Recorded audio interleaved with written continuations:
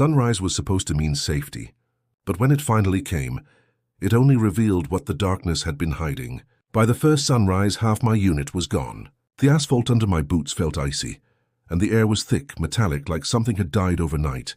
My M4 felt heavier than usual, almost warning me before I even saw it. We had been ordered out at 300 with no explanation, only coordinates and the words, "Fort Marshall, contain, protect, survive." The base was already alive with activity when we arrived. Men in white hazmat suits moved like ghosts, their eyes hidden behind reflective visors.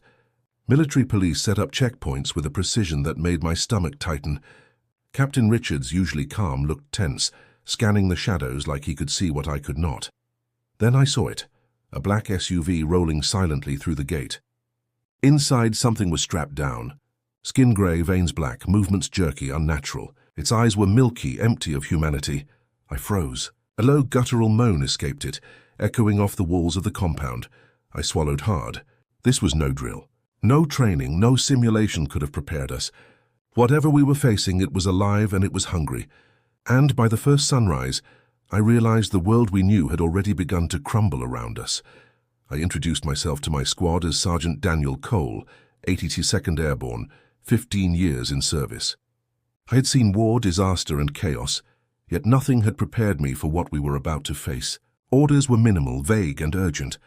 The brass had mobilized our entire unit at 300 with no explanation, only coordinates leading to Fort Marshall.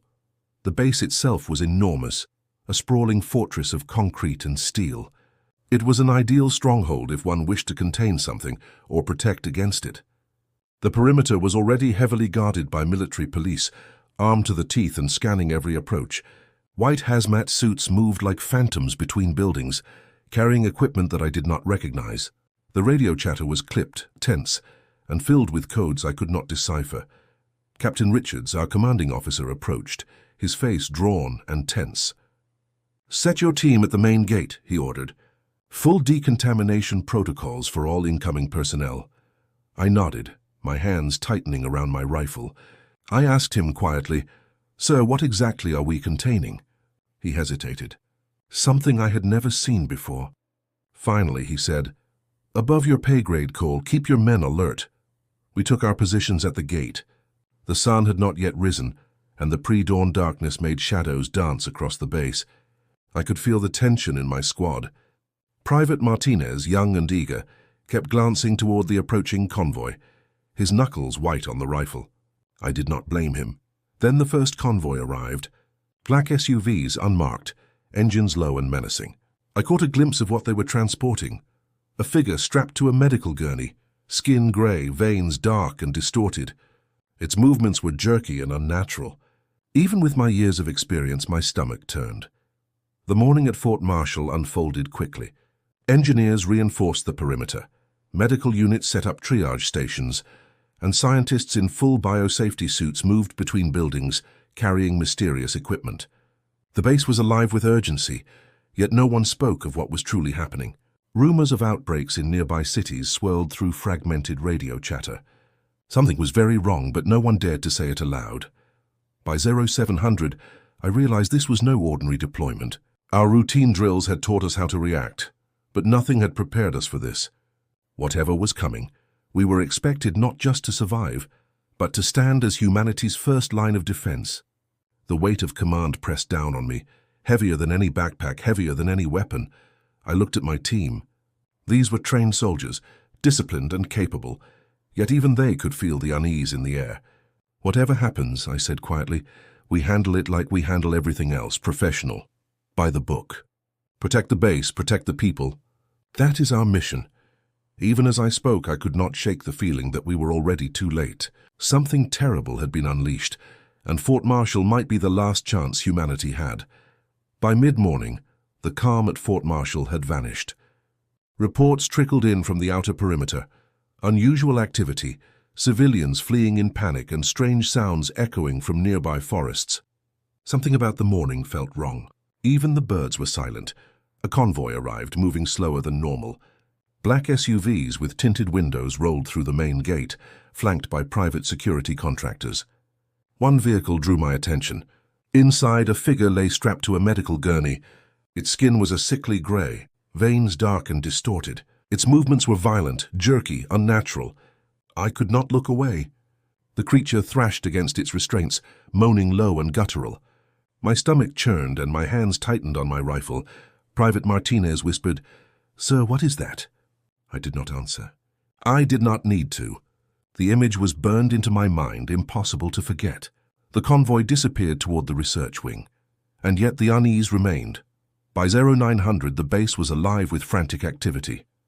Engineers reinforced the perimeter. Medical teams hastily set up triage stations. Scientists in full biosafety suits moved between buildings, carrying equipment I did not recognize. The radio buzzed with fragmented reports. Hospitals overwhelmed, civil unrest in nearby cities, emergency units mobilizing. The situation was deteriorating faster than anyone could comprehend. Then came the first confirmed breach. A civilian woman, screaming in terror, tried to enter through a secondary gate. Her movements were frantic, unnatural. She clutched her arm, which bore the unmistakable signs of a bite wound. "Quarantine," I shouted. She froze, eyes wide with panic. "I am not infected!" "I just need help." I could see the fear in her eyes, and I knew she understood what was coming. Even as we restrained her, the low guttural moans started again, this time from inside the fence. Shadows twisted unnaturally in the sunlight, moving with a stiff, relentless purpose. The radio crackled with more alerts. Multiple civilian groups approaching, some showing signs of infection. The tension among my squad was palpable. Soldiers trained to face human enemies now faced something else entirely, something primal and unstoppable. Captain Richards moved past me, his voice tight with controlled urgency. "Cole, keep your team alert. This is not a drill. Whatever is out there, it is spreading fast. Expect the unexpected." I could feel the weight of command pressing down. We were trained for combat, for chaos, for enemy ambushes. But this was different. The enemy was neither human nor predictable. The threat moved with a disturbing combination of instinct and relentless aggression. As I watched more convoys roll in, more civilians arrive, and more scientists rush into the research wing, a single thought echoed in my mind. By the time we understood the full scale of this outbreak, it might already be too late. Something terrible had begun, and Fort Marshall was not just a base. It was the last line between survival and complete annihilation. By late morning, the calm at Fort Marshall had completely shattered. Civilians were arriving in droves, some injured, some terrified, all desperate. Our decontamination stations were quickly overwhelmed. Every incoming person needed screening, but the sheer numbers made it impossible to process them all quickly. Dr. Morrison arrived, her lab coat stained with dark streaks, face pale and drawn. "Sergeant Cole," she said urgently, "we need to move fast. Symptoms are progressing faster than we anticipated. Some individuals show signs within 30 minutes of exposure." I nodded, understanding the gravity of her words. We separated the civilians systematically, running checks for fever, bite marks, and unusual pallor. The moans outside the perimeter were growing louder, echoing like a storm approaching. Suddenly, a woman in hospital scrubs screamed, collapsing as two soldiers tried to restrain her. Her skin burned with fever, her eyes wild with fear. "I am not bitten," she shouted, struggling against us. But beneath her sleeve, a bite mark revealed the truth. "Quarantine," I ordered, voice heavy with the weight of responsibility. Private Chen, barely 19, approached, his face pale. "Sir, my family is in Charleston. We need them alive." I could not let sentiment override mission. "We stay on mission. That is how we help everyone," I said, though my heart ached for him. The next 30 minutes were a blur of chaos. Fences rattled as infected pressed against them. Drawn by the noise and movement, our teams established firing lines, but the creatures were relentless. Center mass shots were useless. Only headshots stopped them, and every second felt like an eternity. We funneled as many civilians as possible through the decontamination stations, moving with precision and urgency. Dr. Morrison guided the medical team, isolating those showing symptoms. Each infected individual was a ticking time bomb. Once the virus took hold, there was no reversing it. Everyone who died would rise again, transformed into a predator. The tension in my squad was palpable. Soldiers who had faced enemy fire, roadside bombs, and ambushes now faced something unpredictable, inhuman, unstoppable. Each decision carried immediate consequences. One wrong move could cost dozens of lives. The moans became deafening, punctuated by screams from the quarantine zone. It was no longer just a base. It was a battlefield, and every civilian we processed was a potential threat. Even as we fought to maintain order, the base was alive with chaos. Engineers reinforced barriers, medical teams triaged the injured, scientists hurried to unknown labs, and all the while, the shadow of what we were truly facing loomed larger with every passing minute. I realized that Fort Marshall was no longer a secure base. It was a fragile island in a sea of horror, and we were barely keeping the waves at bay. By the time we finished processing the first groups of civilians, I knew one thing with certainty. This was only the beginning. The infected were not slowing down. The outbreak was spreading faster than anyone could anticipate, and the nightmare had only just begun. By mid-afternoon, the tension at Fort Marshall had reached a breaking point. The outer fences groaned under the weight of accumulated bodies. Shadows shifted unnaturally, revealing shapes that should not have been moving. The infected pressed forward, their movements stiff yet relentless like tides of death. Suddenly, a section of the fence gave way. A surge of infected poured through the gap. Our teams opened fire, rifles cracking, yet every body shot seemed futile. Only headshots stopped them, and even then more kept coming. The sound of gunfire was drowned out by guttural moans and screams from civilians caught in the chaos. "Fall back to secondary positions," I shouted over the comms. "Create a kill zone and hold that line." Private Martinez and Sergeant Rodriguez moved quickly, covering civilians and maintaining order. Dr. Morrison coordinated with medical teams, ensuring symptomatic individuals did not mix with the crowd. Despite our training, the base was descending into organized chaos, the kind of chaos that could break even the most disciplined soldiers. From the observation platform, I could see the horde growing, moving with a terrifying persistence. They did not tire, they did not hesitate, and they did not stop. Their gray, twisted faces reflected nothing human, only hunger and instinct. Reports came in rapidly: multiple breaches, power failures in several sectors, and alarm systems running low. Our floodlights were drawing too much power, leaving critical areas in darkness. I ordered the shutdown of non-essential systems, redirecting power to the main perimeter and emergency lighting. A scream erupted from the western sector. One of the reinforced gates was under attack, the metal bending under pressure. Soldiers opened fire, dropping some, but the gap widened with every passing second. I ran toward the breach, heart pounding, boots heavy on the concrete. The inner compound was quickly filling with civilians fleeing from the outer sectors. Panic was spreading faster than the infected. People stumbled over debris, children cried, and adults screamed, trying to maintain control. "Seal the main gate," I barked into my radio. "Bring everyone inside now." The sound of the heavy doors closing was like a final drumbeat, marking the temporary salvation of the survivors inside. But I knew the cost. Those trapped outside would not survive. Even inside, the base was barely holding. I gathered my squad, counting magazines and checking ammunition. "We fight until the last bullet," I said. "Do not let anyone pass. Protect the civilians. Do not hesitate." Through the chaos, a terrifying realization struck me.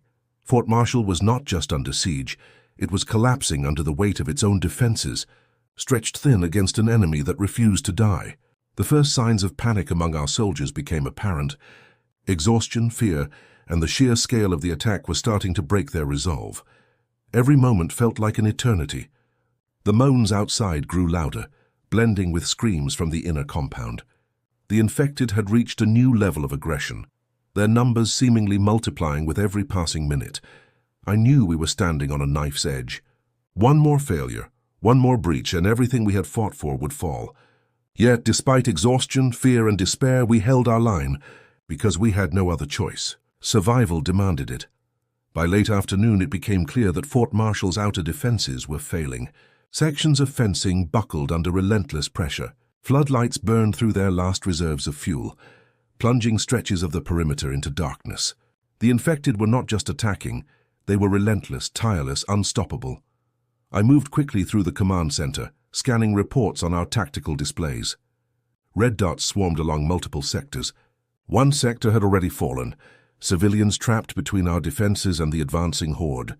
I could see my men straining to maintain composure. Exhaustion and fear were written on every face. Dr. Morrison approached, her voice urgent. Sergeant Cole, the quarantine zones are compromised. Half of the symptomatic civilians have escaped into the general population. I clenched my jaw. How many? Too many. We cannot contain them.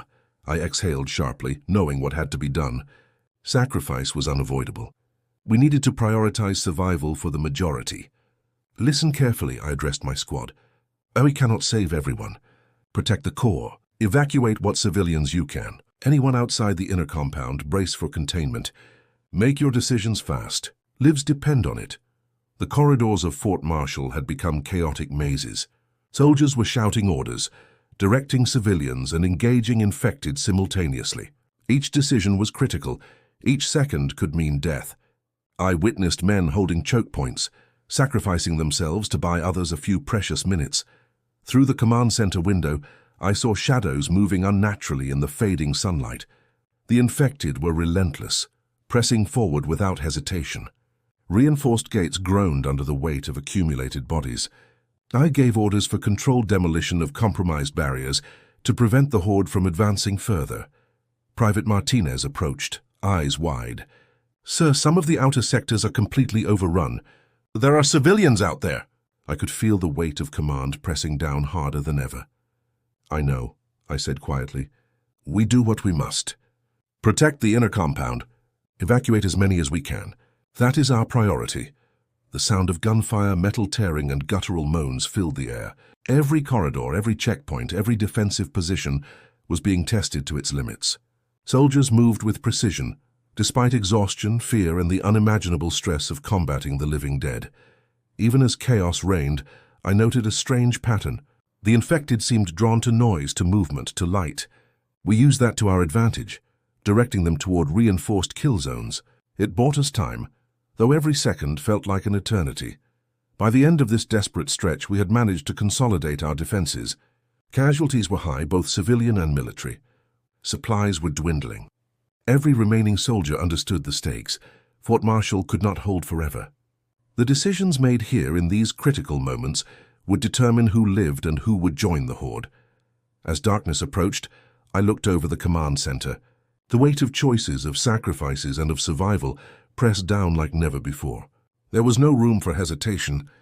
Fort Marshall's fate, and possibly humanity's, rested on the decisions we made in the next few hours. As night fell over Fort Marshall, the base was barely holding. The inner compound was crowded with civilians, exhausted soldiers, and symptomatic individuals quarantined as best we could.